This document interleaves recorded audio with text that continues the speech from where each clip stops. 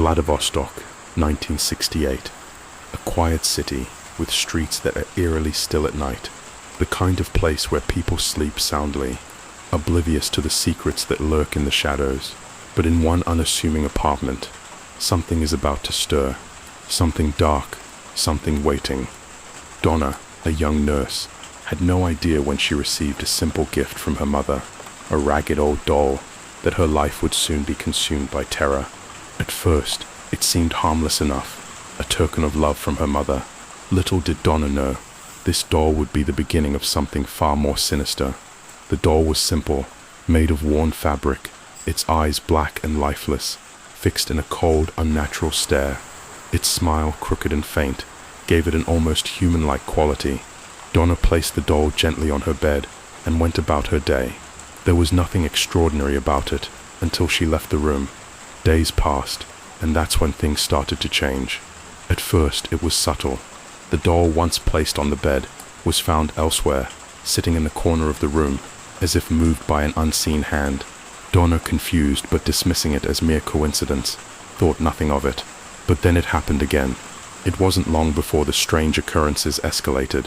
Notes, handwritten notes, began to appear around the apartment. The first note was found on the kitchen counter, hastily scribbled, in a disjointed, almost childlike handwriting. "Help me."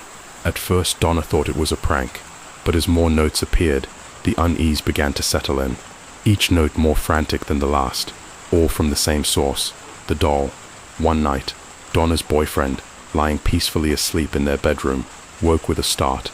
His throat was tight, his chest constricted, as if someone was choking him.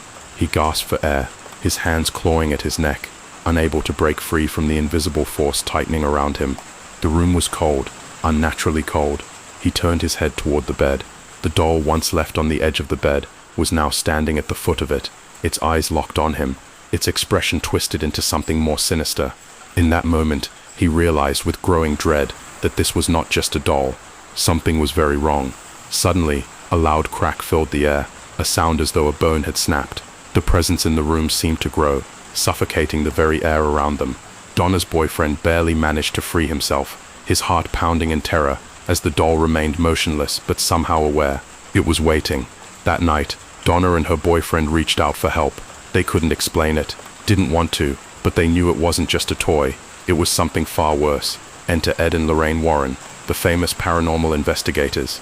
When they arrived, the air felt heavy, thick with an oppressive, otherworldly presence. Lorraine's eyes immediately locked on the doll, and she felt it, the energy, the dark force emanating from it. She stepped closer to it, instinctively reaching out, but Ed grabbed her arm, warning her. "This is not a simple case," Ed said gravely. "There's something here. This doll is not what it seems." Lorraine turned to Donna and her boyfriend, explaining that the doll wasn't just haunted, it was possessed. The spirit of a child, she said, was trapped inside it. But it was no ordinary spirit. The doll's eyes, cold and hollow, were now alive with a terrible energy. Lorraine could sense the darkness, the malevolent force that had taken hold of it.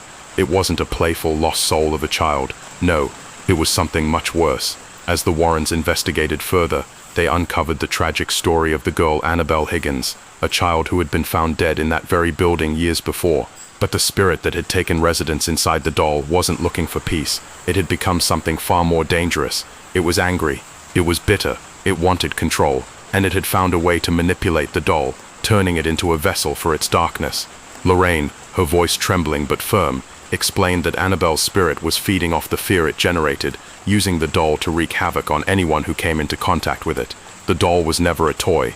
It was a portal, and the spirit within it wanted more than just attention. It wanted dominion. The Warrens, understanding the danger, made a plan to contain the evil that had taken hold of the doll. They sealed it in a special box, one made of oak and reinforced with metal, locking it inside. The box was marked with warnings and protective symbols to prevent the evil from escaping. They took the doll to their occult museum, a place where cursed objects were contained, safe but still carrying their dark power. But even locked away in the museum, the doll's influence did not dissipate. The air around the case felt cold, unnaturally cold. The doll sat inside its glass box, its lifeless eyes staring out at anyone who dared to look. But what was truly terrifying was the feeling that it was watching you. And then in the stillness of the museum, the whispering began. "Do you miss me? a faint voice that seemed to echo through the walls of the museum, cutting through the silence, a whisper that filled the room with an unbearable tension. It wasn't just a doll, it was a vessel of pure, unrelenting evil, and it would never be at rest. Annabelle was waiting. The whispers continued, faint but present, as if the doll itself was stirring, preparing for the moment it could break free once more. And as the camera slowly zooms out from the glass case, the presence of Annabelle fills the room, its cold, dark energy suffocating the space. You can still feel it. Even now, as you hear this story, Annabelle is watching, waiting for the next person to come too close, waiting for the next opportunity to strike. Annabelle never leaves. She always comes back,